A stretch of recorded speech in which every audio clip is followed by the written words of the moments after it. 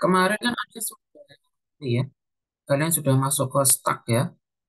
Stuck berarti hari ini kita ke QU, membacanya QU, terus nanti semoga sampai ujian ya, seperti yang sudah saya briefkan ke teman-teman kemarin. Jadi pas minggu tenang, engkau entah 1 hari sih, harapan saya 1 hari gitu, nggak sampai 2 hari, Anda tetap masuk untuk kita menuntaskan pertemuan-pertemuan yang tertunda. Kemarin kita pertemuan tertunda satu, terus di Mei ini pun juga ya, jadi sama ya. Jadi ya mau nggak mau nanti kita pas minggu tenang 1 kali lagi.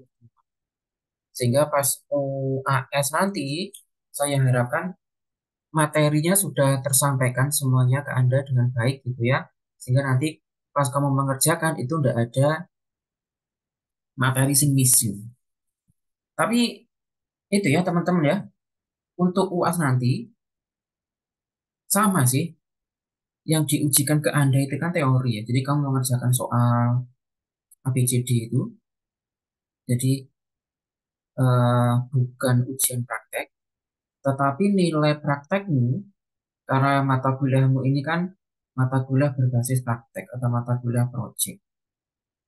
Sehingga nilai untuk projectmu itu nanti diambil dari nilai keseharian seperti kamu ngumpulin tugas keseharian seperti ini ya, atau pada saat saya pas di situ, pas saya di Ngawi gitu kan kita sesekali ada kuis itu ya. 1 orang, 2 orang yang ini bebas mengerjakan tugas. Nah itu biasanya skornya tinggi di satu pertemuan. Begitu. Itu yang nanti kita gunakan untuk nilai praktek. Sedangkan nilai untuk UASmu yang teori ya dari itulah ya Anda mengerjakan soal. Jadi sama seperti itu. Saya harap nanti di UAS ini teman-teman pencapaiannya baik-baik ya. Saya harap ada pencapaiannya bagus-bagus sehingga tidak ada remedi. Nah nanti apakah ada remedi atau tidak ya kita lihat ya. Nanti distribusi nilai kelasnya bagaimana. Jadi kalau saya mengadakan remedi itu bukan karena si A, si B nilainya buruk, nilainya bagus, tidak, tetapi berdasarkan distribusi kelasnya bagaimana. Gitu, distribusi kelas itu maksudnya perhitungan dari nilai total yang Anda dapatkan. Yang di bawah rata-rata biasanya saya sarankan ikut remedi, yang sudah di atas rata-rata itu juga opsional. Ikut remedi pun juga opsional ya, boleh ikut juga boleh tidak, gitu ya. Beberapa teman-teman kemarin sempat menghubungi saya untuk pengganti praktek apa itu ndek polisi istilahnya lagi ya Bro. Intinya praktek gak mlebu terus ganti itu minta tugas pengganti. Nanti silakan temui saya pada saat saya ada di Ngawi ya. Kalau nanti saya jelasin di WhatsApp toh tetap tetap Anda butuh tanda tangan basah lagi nanti. Jadi pas saya ada di Ngawi nggak perlu WhatsApp pun Anda nggak apa-apa sebenarnya. Pas saya ada di ruangan gitu silakan datang, maksudnya apa insya Allah bisa langsung saya berikan gitu ya. Jadi kita ambil praktisnya saja nggak perlu harus ke sana kemari harus konfirm ke saya gitu nggak perlu ya kayak gitu ya. Ini ya pada saat saya ada di Ngawi langsung komunikasi gitu saja, bagi saya itu sudah cukup. Tapi yang di WhatsApp aku ya bingung orang kayak tugasnya apa gitu ya, termasuk untuk prosedur pengumpulan tugasnya itu. Itu yang beberapa saya sampaikan. Wes sekarang kita masuk ke materi. Nah ini saya share screen semoga masuk ke situ.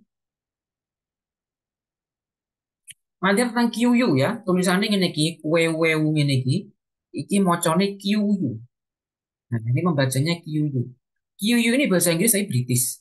Nah, kamu kan harus oleh mata kuliah bahasa Inggris toh. Bahasa Inggris itu kan dikenalkan ada American style sama British style.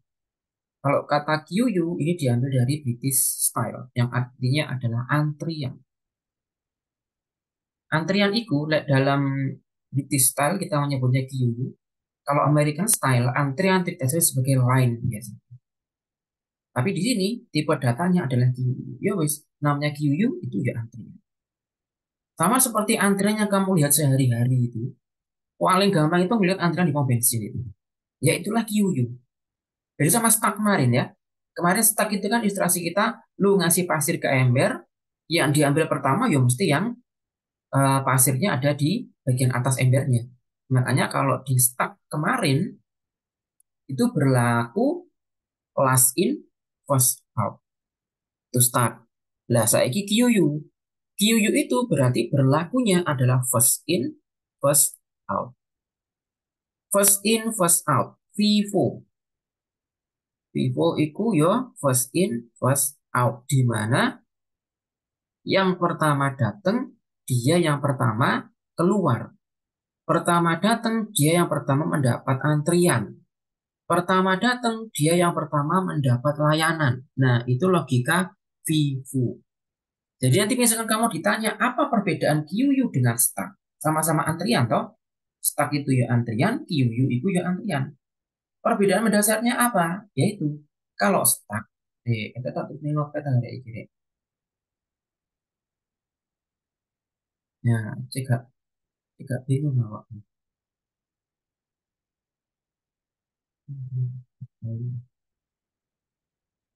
Ya, sampai diingat yang kemarin stuck. Di mana stuck itu berlaku logikanya LIFO. Ya, paling gampang kemarin kamu di pasir di ember. Di mana yang terakhir masuk, iki prima kok no rambut, ayo apa rambutnya itu tuh mon tayo opo. Terakhir masuk, pertama kedua. Ini LIFO. LIFO selalu urusannya sama. Ya.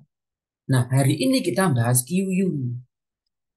Mocone QU, ojo kuewe, ojo kayak emang deso ya, mocone kuewe, mocone QU. QU ini berarti berlakunya logika FIFO, di mana antriannya misal antri di pom. Nah, paling gampang nangkepnya itu adalah antrian di pom bensin. Di mana FIFO itu adalah pertama masuk, pertama selesai. Pertama selesai boleh, pertama keluar boleh, pertama dilayani juga boleh. Kayak kita masuk ke pom bensin tuh ya, mesti kan kita nanti di belakangnya, baru nanti kita dapat gitu kan. Sing oleh giliran pertama di yo sing paling wah kan gitu ya. Coba kamu ke pom bensin terus awak teronyol-teronyol. Nah, wis ada wong akeh karena tidak tri. Tuh.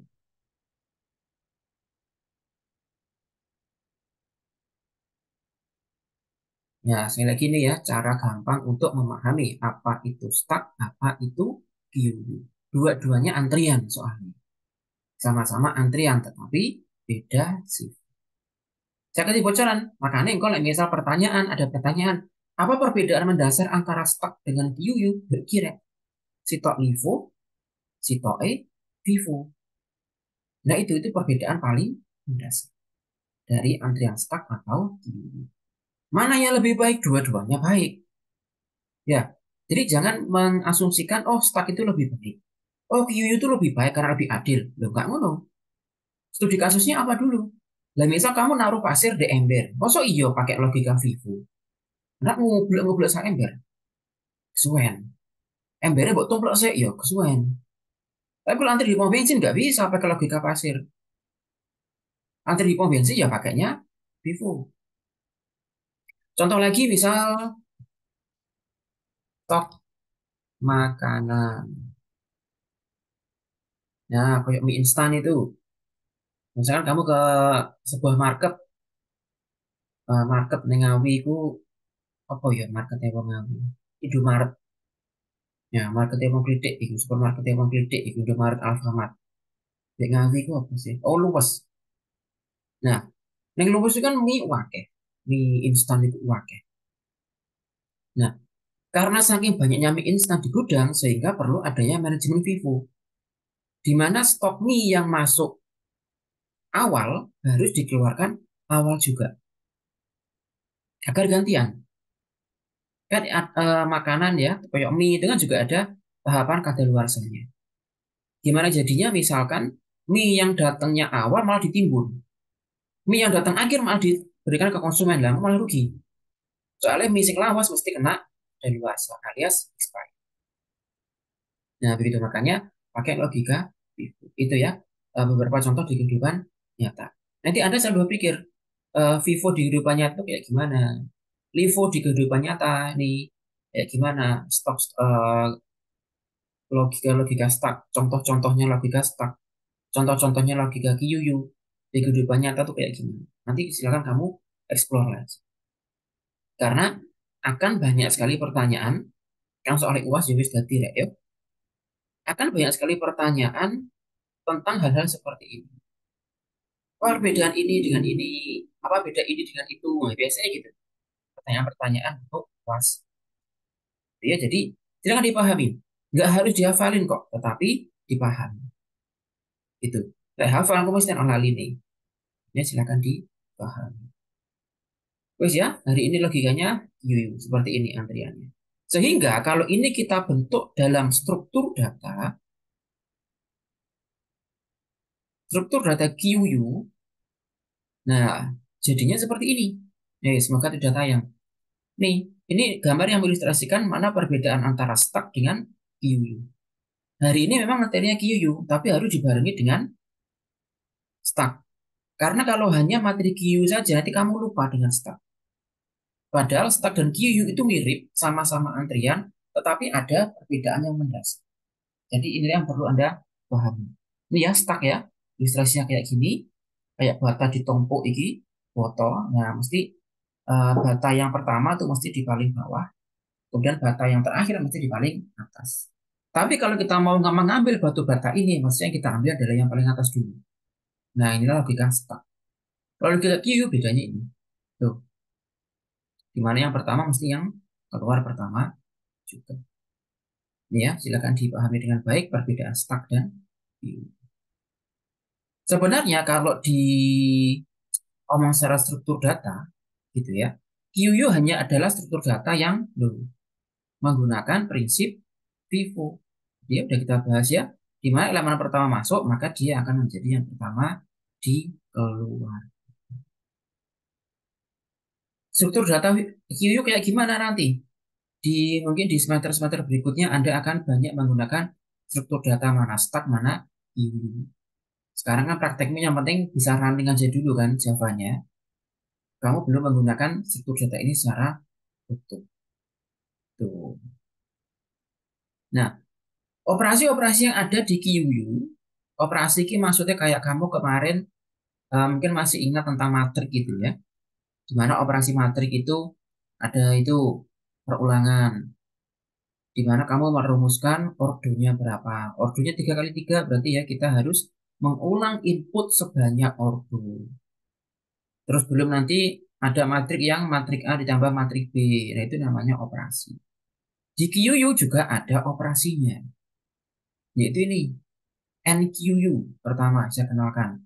Di mana NQU ini menambah elemen. Nah, jadi misal antrinya kayak gini. Ini kita tambah elemennya. Antrian di awal biarin aja. Biarin antri. Kita tidak perlu mengusik. Kita nggak perlu mengganggu antrian yang sudah. Tetapi NQU itu menambah. Karena QU itu Vivo, berarti jika menambah elemen baru, itu mesti di antrian paling belakang. Nggak iso, di QU itu langsung antrian masuk ke antrian paling depan atau ke tengah, itu udah iso. Meskipun ada struktur data lain, nah nanti ya kita kenalkan ke Anda, ada struktur data lainnya, itu yang misalkan ada anak baru, ada antrian baru, tiba-tiba antrian baru itu kita taruh paling awal. Atau antrian baru kita taruh tengah, taruh akhir itu ada struktur data yang bisa se-fleksibel itu. Tapi itu bukan QU. Karena kalau QU itu antrian baru atau data baru itu mesti di paling akhir. Kenapa begitu? Ya Ki, kembali lagi ke sini prinsipnya Vivo. Yo misal kamu ke pom bensin ngantri, yo mesti kamu di paling belakang. Gak ono ceritanya kan kamu antri di pom bensin langsung paling ngarep. Gak oleh. Nah itu namanya NQ. Kemudian operasi berikutnya ada DQU. Kalau DQU ini menghapus. Yang berada di depan antrian dan mengembalikan nilainya. Menghapus elemen di depan. Ini bedanya. Kalau QU itu menambah, itu mesti di paling belakang. Tapi mengurangi, ya, mengurangi antrian. atau menghapus antrian, mesti yang dihapus adalah yang paling depan. Ya gitu ya logikanya mesti. Ya kayak gimana? Balik maneh neng antriannya pom bensin di kumang. Uang anyar, area anyar mesti ngantrinya di paling dulu. Anggap aja itu data baru. Nah, paling belakang toh, mesti. Wih, kayak saya apa mesti paling dulu. Yang sudah selesai diproses mesti yang paling ngarep. Nah, antrian paling depan kan terhapus sudah itu. Orangnya udah pergi dari pom bensin. Nah, itu kita anggap terhapus datanya. Jadi gitu, cara memahaminya biar. Nah, ada istilah peak. Peak ini hanya mengembalikan nilai elemen. Jadi misal gini, di depan ini misal batu bata, ini ada nilainya 80, 30 gitu misal. Antrinya bisa kita hapus, tapi nilainya masih ada. Atau sebaliknya. Nah, kalau misalkan ingin menghapus elemennya dan mau menghapus nilainya, ya sekalian di delete. Tapi kalau hanya menghapus elemen, sedangkan nilainya masih tetap namanya istilahnya peak. Kalau is empty, ini berarti hanya memeriksa apakah antrian sedang kosong. Nih, tuh. Jika ini berarti ada antriannya. Kalau sedang nggak ada antrian, ya berarti dia nol gitu biasanya. Ya tulisan NULL gitu saja. Kalau nggak ada antrian. Kalau ada antrian, ya dia tulisnya is empty, nanti ada berapa antrian. Gitu. Saya sini untuk memeriksa ya, memeriksa berapa jumlah elemen dalam antrian. Iki, saya ngantri itu ono arek ini. Itu pakai sense. Kalau pakai is empty, ada nggak sih antriannya lagi kosong? Misal ini kapasitasnya tuh 10, yang ngantri cuma 3, berarti ada 7 kosong. Nah, itu perbedaan antara is empty dan sense. Kemudian ini ya sudah saya sediakan di sini implementasi untuk QU. Nah, public class-nya Anda bisa pakai array, boleh mirip seperti kita kemarin bermain matrik itu ya, pakai array. Kalaupun nggak pakai array, misal kamu pakai integer pun nggak apa-apa. Jadi pakai array boleh, pakai integer pun boleh. Kalau memang nggak banyak-banyak yang ingin kalian masukkan. Ini banyak dimasukkan sebagai integer karena banyak variabel yang akan kita bahas di sini. Nah, ini yang bentuk teks, tetapi yang sudah diuji coba dan running yang saya sediakan di sini. Singkat aja ya codingnya ya, singkat aja. Jadi kita terjemahkan satu persatu codingnya di sini. Public statiknya nih, PUU, jadi sebagai new PUU. Kamu kemarin mungkin masih ingat, kalau kita menggunakan sama dengan new, ini pada dasarnya kita mengenalkan ke Java tentang apa yang akan kita lakukan. Kemarin pernah ini new scanner. Nah, kamu masih ingat tadi materi apa itu? Materi apa itu? New scanner atau new array atau new get in atau new in, new system in. Nah, macam-macam. Di mana new ini maksudnya kita mengambil fungsinya. QU ya berarti kita ambil new QU. Misalkan kita mau bermain QU tapi di sini yang kamu sebut new scanner ya nggak kepake rek. Coba di sini. Yang coding atas ini sepertinya nggak pakai new QU. Loh kan? Dia langsung konstruktor, public void, langsung NQU. Dampaknya codingnya panjang banget. Karena membentuk QU-nya satu persatu manual. Dia menggunakan the QU di sini. Nah, ini NQU. Masih ingat di sini loh.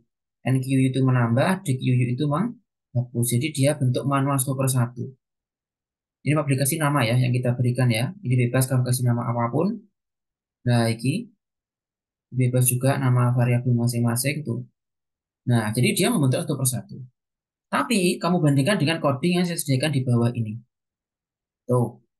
Jadi dia tidak menyediakan satu persatu mana itu QU, mana NQU, mana DQU. Dia nggak perlu menyebutkan itu karena langsung ditulis di sini. Langsung kita panggil fungsi QU. Nah, wes enaknya Java zaman sekarang itu, Java yang kamu pakai sekarang tuh udah enak banget. Karena fungsi-fungsi kayak gini udah disediain. QU ya udah tinggal ambil aja QU. Kemarin kamu pakai fungsi scanner udah tinggal panggil aja fungsi scanner. Zaman aku kuliah dong on orang ini kira. Zaman aku kuliah biyen masih kuliah S1, pakai Javanya masih Java basic banget itu, masih Java awal-awal banget.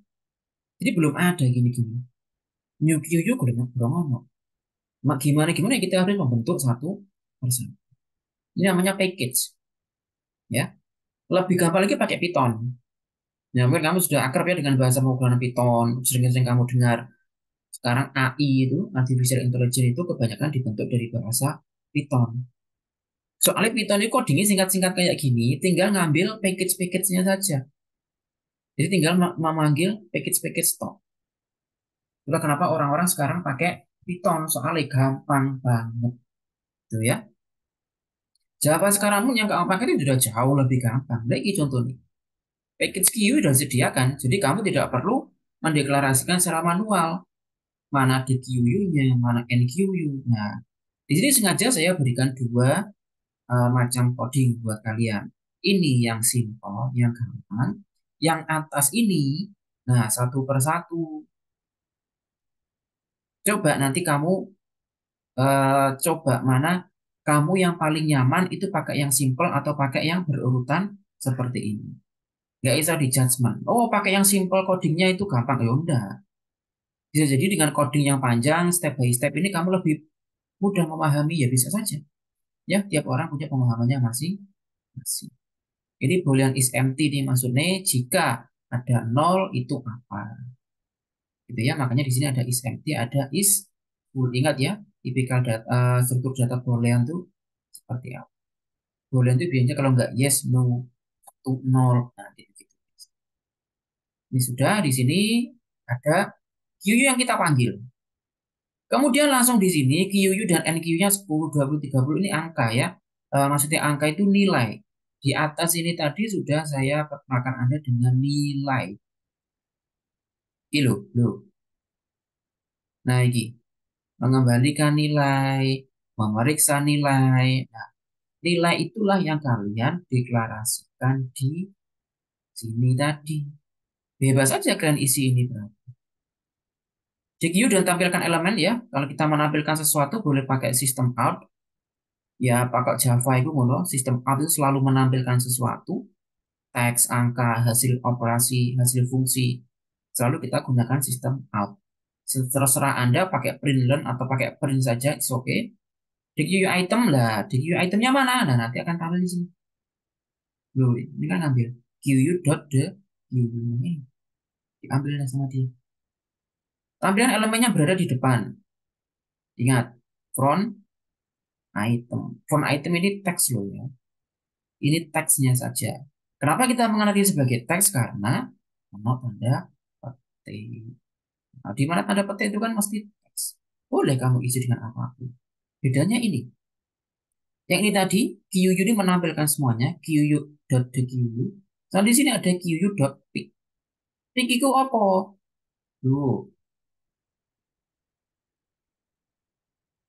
Loh, iki loh pick. Mengembalikan elemennya berada di depan. Tuh, antrian. Ya, terjawabnya kenapa di situ ada pick. Loh, makanya di sini teksnya front item. Ini nanti kamu ganti nilai paling depan atau antrian paling depan. Ya, terserah ya. Mana selalu ada pick itu mesti paling. Boleh nanti kamu otak-atik dengan beberapa fungsi yang tadi ada di atas. Ada pick, is empty, size. Nah, ini kebetulan size juga dipakai di sini ya. Tampilkan jumlah elemen lagi. Teksnya QU size, teksnya bisa kamu ganti apapun. Terserah kamu. Perintahnya adalah QU.size. Apa tadi size? Di atas ini. Loh, kilo size. Elemen dalam. Terjawab. Ini nanti kamu pakai enggak apa-apa ini. Dot pick, dot is empty, dot size. Nah, gitu. Untuk coding yang di ini. Wes, tutup. Nah, silakan di running. Nanti jadinya seperti apa. Ini kebetulan cuma 3 saja yang dideskripsikan ya. Coba nanti tugasnya sama Bu Oka, Anda diberikan berapa ini untuk deklarasi QU-nya. Ini yang penting running dulu ya untuk QU-nya. Mungkin nanti tantanganmu di tugas atau di ujian praktek, misalkan QU-nya ini berdasarkan inputan user, kayak matrikmu kemarin, gitu kan? Di mana kamu memberikan J, I plus plus, J plus plus. Nah, itu perulangan ya, di mana kamu memberikan kebebasan kepada user untuk mengentrikan atau memasukkan angka yang disukai sama user. Nah, lek iki kan berarti angka ini sudah kamu entry, sudah kamu tentukan. Mungkin nanti tantangannya adalah bagaimana jika angka-angka ini justru diinput oleh user. Ya gampang aja.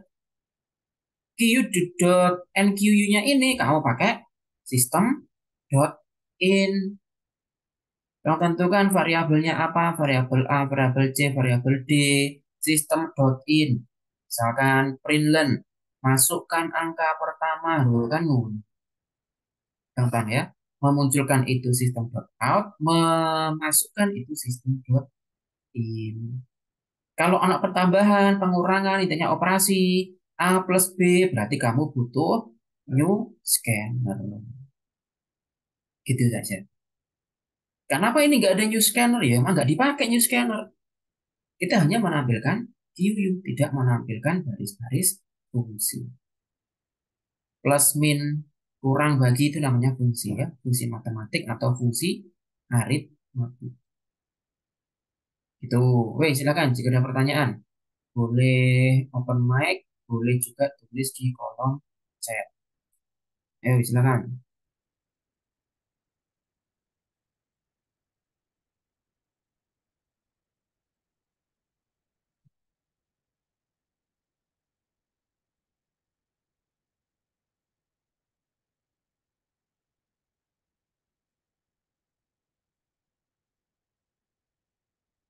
Sudah ada, sudah sampun. Oke, saya sudah koordinasi